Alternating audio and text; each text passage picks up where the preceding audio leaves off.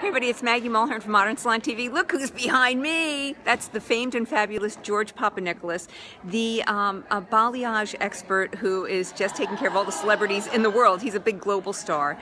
We're here at Intercoiffure America in Boca Raton, and George just did a wonderful presentation on stage, which was, fascinating information, including placement of balayage and formulas and volumes of developer. So I'm going to flip this around, and George Papanikolas, here you go. All right, so yeah, one of the big important messages that I was talking about is how important it is to use a stronger developer.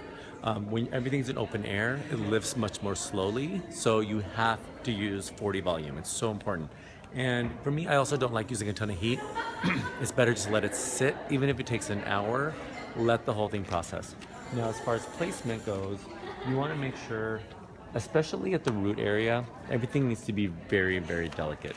If you're heavy-handed at the root, that's where you're going to get spotting, and it's also not going to grow out as softly as you ideally want it. So you can see, you start at the mids and feather your way up to the root, and you're going to create these little V shapes. Now the V shapes are really important because they give that beautiful graduation of color. And if you think of what happens to a little girl's hair, it essentially does this. It creates these beautiful streaks that kind of combine as they go down the hair shaft. Now, as you go down, you can go a little bit thicker and heavier as you go down the hair shaft. And that's when you can just, keep grabbing the hair and connecting the sections as you go down. And you can see we're putting a little bit more product as we're going down, but you're really just working in a sideways motion. So there's not a ton of product, and you just want to keep working down. You don't go in, because if you go in, you're going to spot the hair.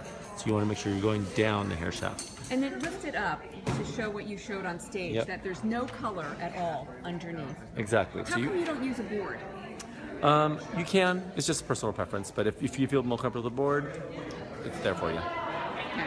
Keep going. Let's say. So you're a very light touch, feathering up to the root. And you were talking also about natural parting, which I thought was fascinating. What did you say there? Yeah, I think it's, I think people are afraid of the natural part. Someone along the line told people, don't highlight the natural part because it's going to get a harsh regrowth, but that's where the sun would hit it. That's where the client's going to notice the highlights. So it's super important to do it in those areas. So what lightener do you use, and what ratio mixture to developer? I use Matrix Light Master, which gives you 7 levels of lift. It's super powerful, and I mix it 2 to 1. So if I do 1 scoop, we get 2 ounces of developer. All right, and then talk about the difference between using horizontal and vertical sections.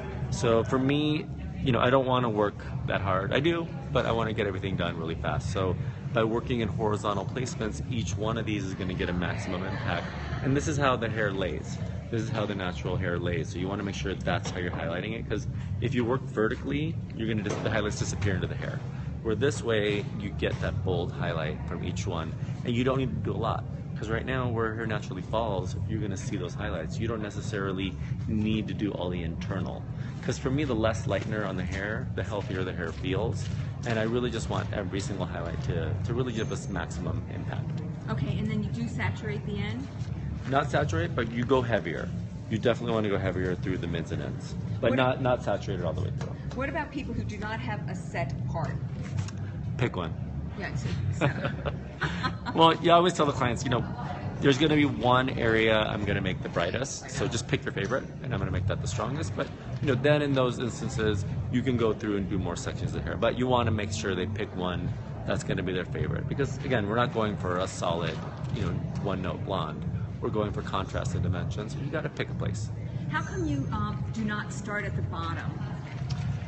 Because I want to keep gathering the hair as I go down the hair shaft. You want to start at the top and then work your way down. Okay, and then when you were on stage, you were talking about the fringe and the face frame, how important that is. Tell us about that. Yeah, again, those are the areas that the client notices the most.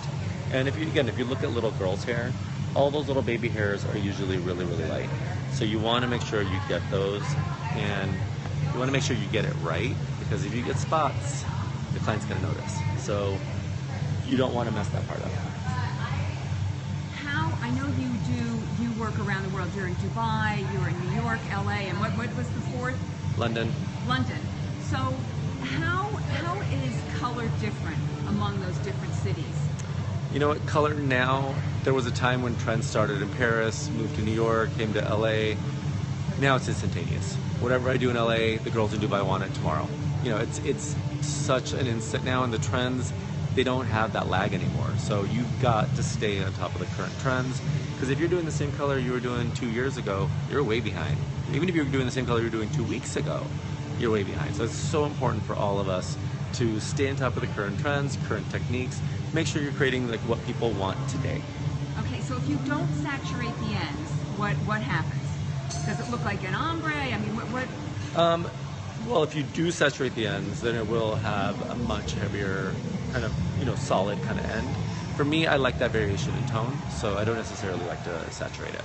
Okay, and then my last question, because I know you're a busy guy, is just talk more about the face framing. Fringe and face framing. Yeah, so these are like the money pieces. So can I get a clip? You need a clip? We're getting a clip. Actually, you can just hold it right here. And while he's doing it, what was the matrix lightener again? It's a matrix light master with 40 volume developer.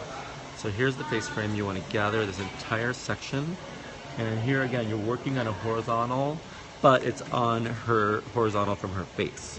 So it's vertical if you're just from the top, but it's really horizontal from where the face is. And you can see it's super delicate, and then you can get thicker and heavier towards the mids. And you do not tone. You're never toning your. I tone sometimes if I need to, but ideally, you know, on a natural hair color like hers, we should be able to lift it to the blonde that we want to lift it to. Thank you. Any advice for brushes? Oh, my favorites. These are the Framar tint brushes. These are awesome for doing freehand balayage because they don't pick up a ton of lightener, and they really allow you to really just do precision highlighting.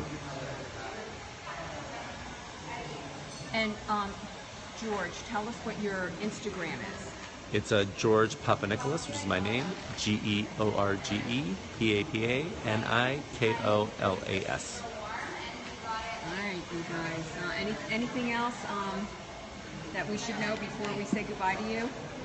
Anything that you think, practice. You know, again, these are. I love that you said that. We're at Intercoiffure, which is a bunch of high power salon owners, and you're telling them to practice. It's the smart thing to do. Get a doll head. Get your friends. Get a doll head. Get your friends. Well, the thing is, you know, freehand balayage takes hair color to an artistic level. So once you master it, you're probably going to be better than 90% of the other colorists that are out there, and you're doing something different and special that not everyone is mastered, and that's really important. You want to be different from what everyone else is doing. If you're just getting standard streaks, everyone does that. And you know what, I got to tell you, George is the most humble and wonderful guy, and thank you, George, for doing this. Thank you for being our model. All right, bye.